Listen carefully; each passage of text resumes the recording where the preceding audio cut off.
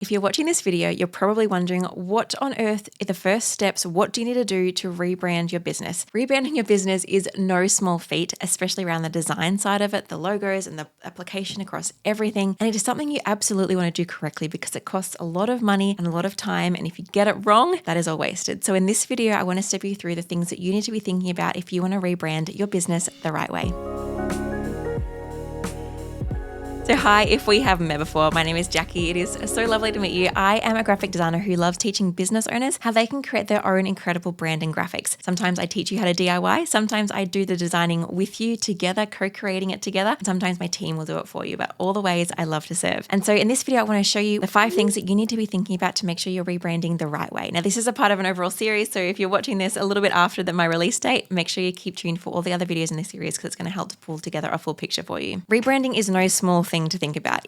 As I said, it costs a lot of time and it costs a lot of money, and we don't want to do it wrong. We want to do it right the first time. The amount of, even as a designer for clients that come to me and say, oh, Jacqui, can I do a rebrand? And then I do this rebrand for them and they come back to me like either 6 months later or I see that they're not even using their new rebrand. And that happens because they haven't actually thought about the foundations of their brand first and they haven't done it right. They've just gone straight for the glitzy glam stuff, which is important, but they haven't thought about the other stuff as well. So I wanted to make sure I'm bringing to you both sides of this. We're thinking about the foundations and we're also thinking about the visual aspects of those. And together, that's what makes a really great rebrand. And I need to remind you that a rebrand does not happen overnight, especially if you've got an established business. We need to make sure we're doing that thinking. And then the application of applying a rebrand across everything is a huge job. So we want to make sure we do this right, because I do not want you coming back to watch this video in 6 months time or 4 years time thinking, oh, I didn't do it right the first time. We need to make sure we do this properly, but the reward is huge. Because when you get your brand right, and this might be what you're feeling is why you need a rebrand, a brand is what connects you to your audience. It helps your audience at a glance when they see your Instagram, when they see your website, when they see your flyer, when they see your presentation slides, when they see those things at a glance, they can tell so many things about you. They can tell what your level of professionalism is. They can tell if you're a playful business or a formal business. They can tell what your price point is, like if you're going to be an affordable service or a really luxe high-end service. They can tell if you're going to be the right match for them personality-wise. Like you can tell from my brand a lot about me just at a glance, let alone even having to work with me or speak with me. And so all of these things are what a brand can do for our business. It can help you to charge more or charge less. It can help you to stand out in your field or to kind of blend in so people actually understand, oh, hey, that's a florist because they've got pinks and purples. Or that's a weird day spa. They're using red and black. Like using colors that help to make our brand make sense is so important. And so having a rebrand and having a brand that actually works for your business can do so much to build loyalty, to build trust in your business, to show your value at a glance and to help you look professional. Usually people come to do a rebrand for 2 reasons. Either they've been in business for a while and they've created a really great brand at the start of their business, but their business has now evolved that it's not quite hitting the mark anymore, or they DIY'd their brand to begin with and they're realizing it just wasn't professional and they need some help and they need to elevate that if they want to have the success they're really after for their business. Do you need a rebrand? That is the first question you need to be asking is, do I actually need a rebrand or am I just filling in space? So oftentimes a business owner does fiddly things with their graphics or with their brand because they're kind of putting off more important work. So branding is obviously vital for our business success, but if it's pretty good already, there's no point going back to change it just for the sake of it. Chances are you're putting off doing something more important like emailing that client or doing that social media post or updating the sales page on your website or sending out that email, things that are actually going to really create traction in your business. And so make sure you're not just rebranding because you're kind of putting off more important work.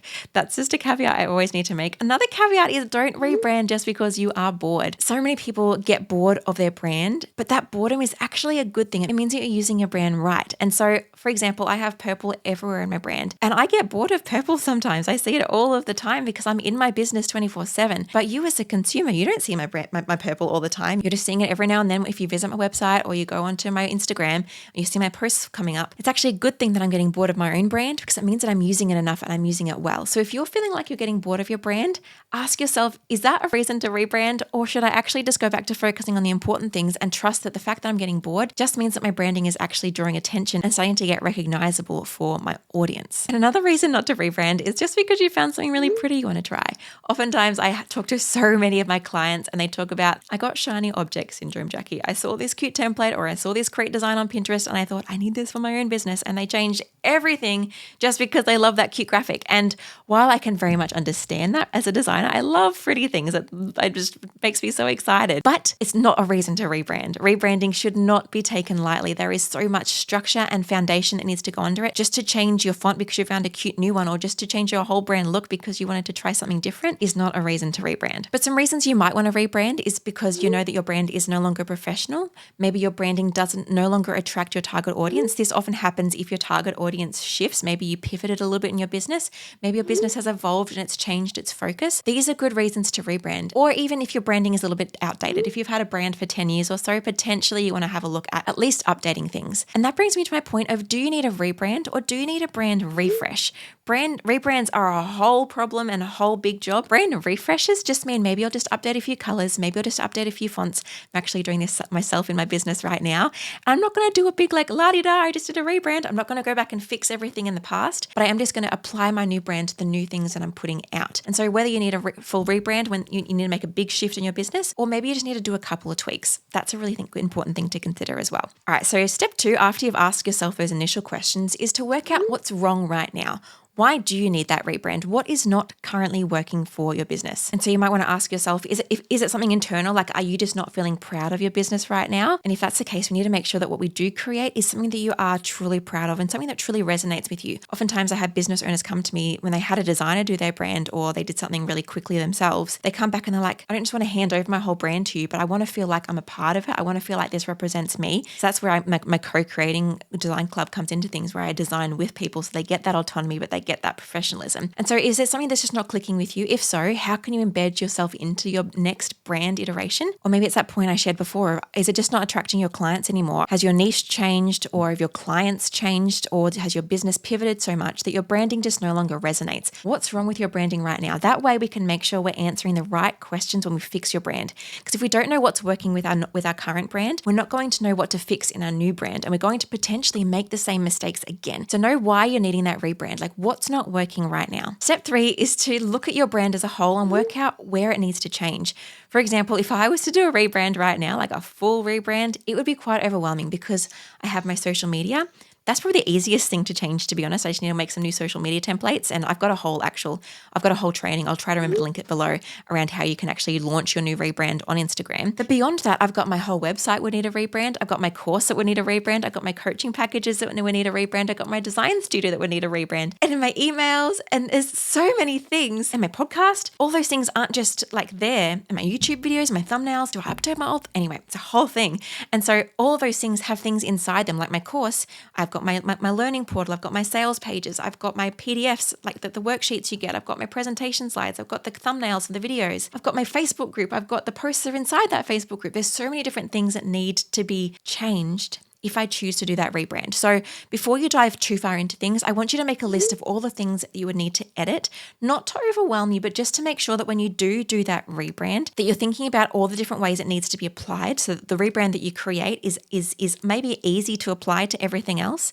Maybe you want to do that brand refresh where if you don't fix absolutely everything, it's not going to look totally jarring because they're totally different. But also so that you know, and you can have in the back of your mind, all right, this logo needs to work really well on X, Y, and Z. I need to make sure I have some elements that work well on this, and that. So making sure that you know where you need to apply a rebrand so you can apply that really well. And you've got that in the forefront of your mind while you're thinking about things. All right, step number 4 is to do that foundational work that I mentioned before. This is really thinking about, who is my audience? What do I want my business to represent? What is my brand about? I have a model that I teach called the WOW model, where I kind of make you think through, like, who is your audience? What do you want to represent? Who are you as a business owner? And how can you represent that visually? Because you want to put all of those things into your brand so that when someone sees your brand, they're connecting with it. They're understanding you at a glance. They're understanding what you do at a glance. Because if you don't have those things, you might just create a pretty brand that has no foundation. So doing that underlying strategy thinking, also doing research of what other people in your field are doing. What are your competitors doing? What are other people in similar industries doing? Because you don't want to copy your competitors, and you want to make, you don't need to, I say this all the time to when I'm running masterclasses, when I'm talking about brands, because people think that they need to be totally different to all of their competitors to stand out. That's not the case. You don't want your brand to be totally different. Like the example I gave before, day spas might often use blue and greeny kind of colors.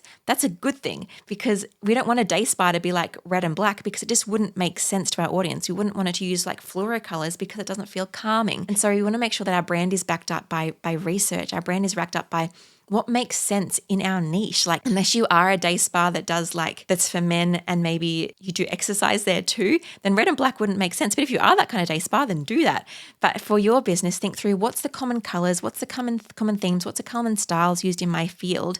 And it's okay to lean a little bit into those, but then put your own edge on it. That's what's going to help you to stand out, your own edge. And then using that consistently, making it professional, showing up as you, because you also make your brand unique and stand out. And so once you've done that research, then looking into mood boards, like jumping onto Pinterest and creating mood boards. I've got more videos coming out that are going to go more in depth with some of these things. But doing this research and foundational step will mean that your brand actually lasts. It means that you're not going to have to come back in a year's time, do all this work again and apply it across everything again because your first brand didn't hit the mark. You want to make sure that this effort you're putting in now stands the test of time. It could last you 10 years and that effort is worth your while. All right, and the final step number 5, is actually getting into that design stuff. So firstly, you want to start to draft some concepts. Look at all your research, look at your Pinterest mood boards and draft some ideas. Use strategy. Think about what you actually want your business to represent and think of conceptually. In my course, I have a whole module that talks about how you can think conceptually about your logo and create something that's actually going to stand out and be a bit different, but also make sense to your audience. You're going to draft concepts for your logo, for your icons, maybe researching and finding different kind of fonts that you might want to use, creating some color palettes. And then once you've got a bit of an idea here, testing those, making some example social media posts with those colors,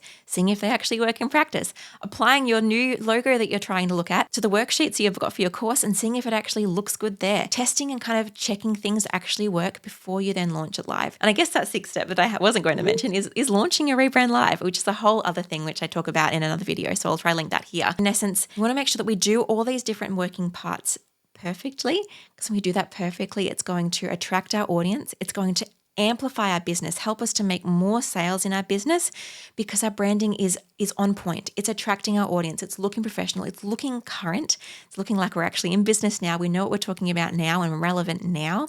And it's going to help you to feel so much more prouder of your business. And you're going to show up a lot more authentically and a lot more excited because of that, because you feel like this is legit, because you feel like I'm really proud of this. And I'm so excited to get this out into the world. So I've got some resources that can help you as you're thinking about this. Firstly, if you join my co-creation design club, which at the time of recording this is coming out in a couple of weeks. If you're watching this in the past, there'll be a link below to catch on to that. And you can jump on the waitlist if you're watching it now and it's not out yet. But in essence, I have a brand planner in my course where I take you through every single one of these steps. I take you through the processes. There's video lessons. There's examples of how you can actually do this properly for your business. And the best part is I actually then get to co-create with you. You then come to video calls with me and we work through these things together. We do some research together. We look at Pinterest together. We create mood boards together. We choose fonts.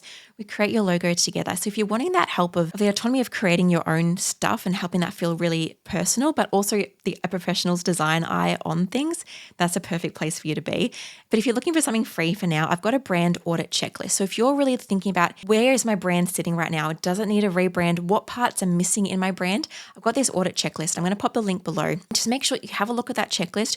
You go through it and it'll help to reveal to you the areas of your business that might be missing. You need to actually put time into, whether that is doing a rebrand or whether that's just filling in the gaps of what your current brand is so it really hits that mark. So this one is part of a bigger series I'm doing about rebranding for your business. I'm going to be sharing more practical tips and tools. And the next one is going to be all about the 5 steps that you need to take to rebrand your business. And I'm going to be diving deeper into some of the things I chatted about today. So make sure you hit that one up if you're in the process of rebranding, or grab that checklist below or jump on the waitlist for the Co-Creation Design Club. Thanks for joining me and I'll see you next week for another video. If you like this one, make sure you hit the thumbs up and subscribe if you haven't already. Bye.